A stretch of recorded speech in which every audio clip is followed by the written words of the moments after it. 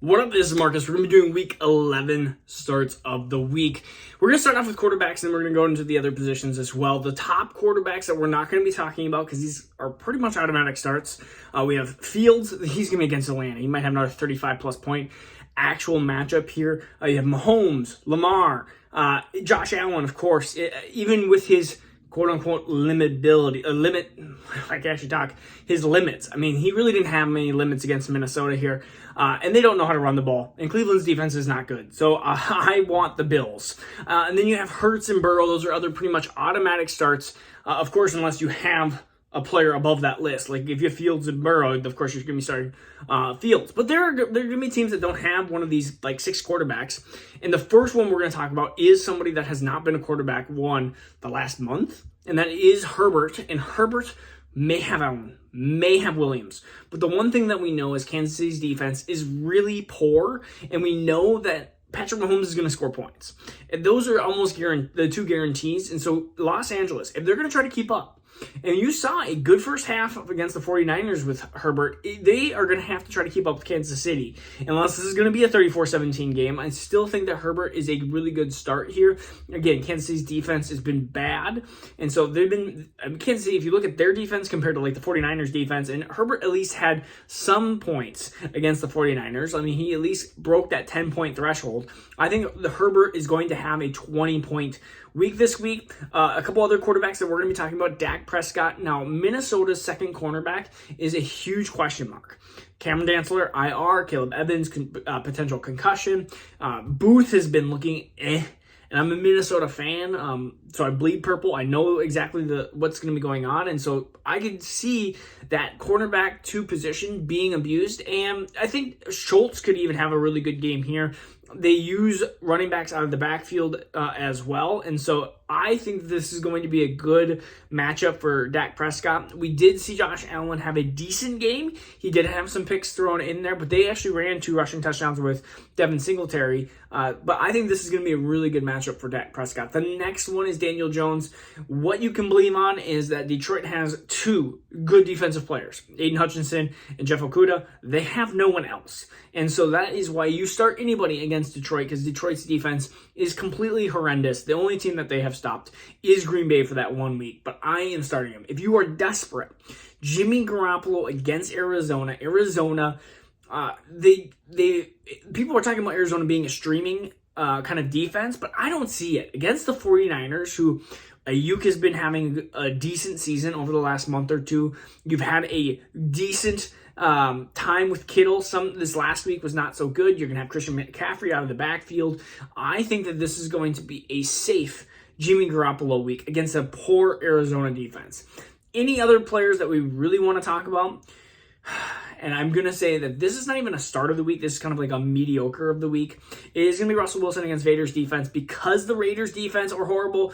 And last time Russell Wilson actually had a decent game against the Raiders. But I am trying to stay away from Russell Wilson if possible. I think Jimmy Garoppolo is a better bet there. I need to close that. Go to the next. So running backs. There are some running backs that are going to be automatic starts. You got your Barkleys and McCaffreys and your Pierces and Taylors and Chubbs and Stevensons and Mixons and Josh Jacobs and Pollard, and you have all of those as your starters. So we're going to go past kind of the top 15, 16 running backs, and we're going to go a little bit deeper. I still think Antonio Gibson. I know that they are kind of split, Antonio Gibson and Brian Robinson, but they've been running a ton. And you look at Houston's defense. Do you know what Houston struggles at doing? They struggle against the run. They cannot stop the run.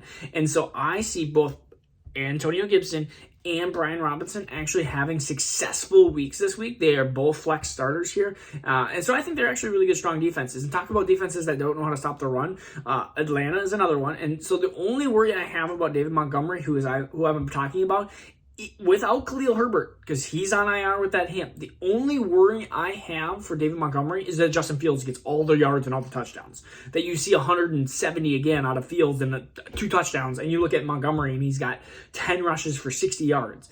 Like, that is a concern, but now that Herbert is out, you're going to have Montgomery 75-80% of snaps, and so I want that against the Atlanta defense. Just look at Deontay Foreman, how he just torched that defense twice.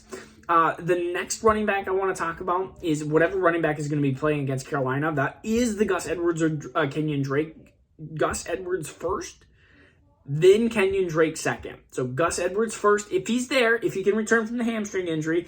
If he cannot, then we are going to go with Kenyon Drake once again. So they're both, I think, rosterable. I mean, so if you have Kenyon Drake, he is an automatic, I think, start against Carolina. But if Gus Edwards is back, that's a big if right now. Of course, recording this Thursday, lots of things can change. Then Gus Edwards, in my opinion, is a starter here. We're going to go with some wide receivers here. Of course, you have your top receivers. So again, we're going to go past the top 15, 18 wide receivers here. We're going to go into some wide receivers that maybe have some weaker names or some lesser names. The first one is going to be Rondale Moore. It's in Mexico City against San Francisco. The 49ers have actually struggled with these kind of quick, low average depth of target players. And so I think with Zach Ertz out, I think that this is potentially going to be a good role for Rondale Moore. Now, Marquise Brown might come back, and that might be a big an issue down the road, but I think that Rondale Moore has a good week this week.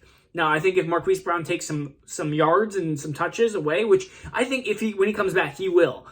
But right now, I think Rondale Moore is going to be the wide receiver 2 behind DeAndre Hopkins, the target number 2 behind DeAndre Hopkins, even if Marquise Brown is playing, but that's a big if. But then now we look at the long term, or we look a week, 2 weeks, 3 weeks down the road, then you're going to see Marquise Brown just take over Rondale's target share, or at least a big part of that target share. The next one is going to be George Pickens. He's basically their number 1, and he's been getting it kind of done with a run here. I mean, he had a rushing touchdown. He's been getting it done with all sorts of different ways, but he's been very hard to stop. George Pickens is somebody that I loved in college. I even loved through the draft process as well. George Pickens is somebody that is definitely a player that I want more long-term too. But George Pickens against Cincinnati, which I think that this is going to be a little bit more of a high-scoring game. I know that TJ Watt is back, and that shows some higher defensive standards. And DJ, I mean, if you're Joe Burrow, you got to be scared of TJ Watt. So George Pickens, I think, is just going to be a good start here. And I'm more confident against the the Cincinnati defense, if I can actually talk. The next one is going to be Garrett Wilson. And Garrett Wilson has had some ups and downs to this season as well. Kind of that rookie Drake London blues. It's like, you're really up, you're really down. But he's the number 1 wide receiver, and he's getting it done with volume. And right now, I understand that Zach Wilson's kind of volumed offense is not a ton, but Elijah Moore has been irrelevant. And yes, he's coming back to potentially be a slot wide receiver, but he's been mostly irrelevant. And it's been all Garrett Wilson. No Breece Hall to take away the rushing, so it's going to be Michael Carter, it's going to be Garrett Wilson, and I think you're going to have with Michaal Carter and Garrett Wilson, I think you're going to have 2 solid fantasy-relevant players. So I like both Michael Carter as kind of a sneaky play this week, and I like Garrett Wilson this week as well. Let's go into some tight ends here. Tight ends is probably always the toughest, because really you have Travis Kelce and you have Mark Andrews, if Mark Andrews is healthy. And then you can add maybe Dalton Schultz, maybe some George Kittle, as in some confident, probably going to start over most tight ends. But let's talk about the touchdown machine, Cole Kmet. Against Atlanta, gosh, he doesn't get much targets, but when he catches them, it seems to be right around the end zone, which is absolutely completely different than what he did last year when he didn't score. It seems all to be Jimmy Graham. So this is just a complete weird year. But I think Cole Kmet continues this against Atlanta. Again, I don't see much defense going to be played in this game. I see a lot of offense, so Cole Kmet is the player that I want to start. The next one, and this one hurts me because I wanted him last week, and I actually chose him over Cole Kmet in one of my leagues, and I regretted it almost immediately because Cole Kmet had a great game, and Greg Dulcich did not. He did not. He had 1 catch, but when you're looking at Las Vegas, again, Las Vegas cannot stop anybody on the pass defense, and so Greg Dulcich is a potential play here. Some other ones to look at, Foster Moreau. Now, I understand that Waller's out. I understand that Denver has a really, really great defense, but Foster Moreau is, again, a desperate play. You're just trying to get that 5 for 50 and not lose the week. I think Foster Moreau could potentially do that for you. And another one to potentially look at is Isaiah Likely. Again, Isaiah Likely, he again, is probably going to be on the back burner. But even if Mark Andrews is healthy, there's a chance against Carolina that they either bench Mark Andrews early or he doesn't become fully healthy, or if Mark Andrews doesn't play. There's a lot of different scenarios, but I think even if Mark Andrews is healthy and does play, Isaiah Likely is going to be another target onto that offense. Who else do they have? They have Devin Duvernay. Deshaun Jackson just hurt his hamstring again. Maybe this is the perfect Odell Beckham spot, but until that happens, Isaiah Likely actually might not be a bad tight end to start. All right, we're going to go through some defenses. I haven't done defenses this year. I figured let's do some defenses. Of course, we're going to have Patriots against Jets, and then vice versa. You're going to have the Jets versus the Patriots. I like both defenses in this week's matchup. Patriots are going to be harder to get just because they've been a better defense all year. I wouldn't even say better defense. They have been a more known defense of being against with Bill Belichick. They always are. Ravens against Carolina, you got to start them. Bills against Cleveland. Bills have been an amazing defense. You have to do that. And of course, you're doing Eagles. You're doing your Giants versus Detroit. But let's just say you are in a little bit deeper position here. Rams against New Orleans. New Orleans has been horrible for opposing defenses. Like, they've been just giving up a lot. I mean, Andy Dalton gave up 2 pick sixes to even Arizona and stuff. So, but vice versa. Saints versus Rams, that's another option as well. So just a couple different defenses. That's pretty much about it. Packers versus Tennessee could be another one too. Packers against Tennessee could be a play. All right. So we'll see you tomorrow for the sits of the week.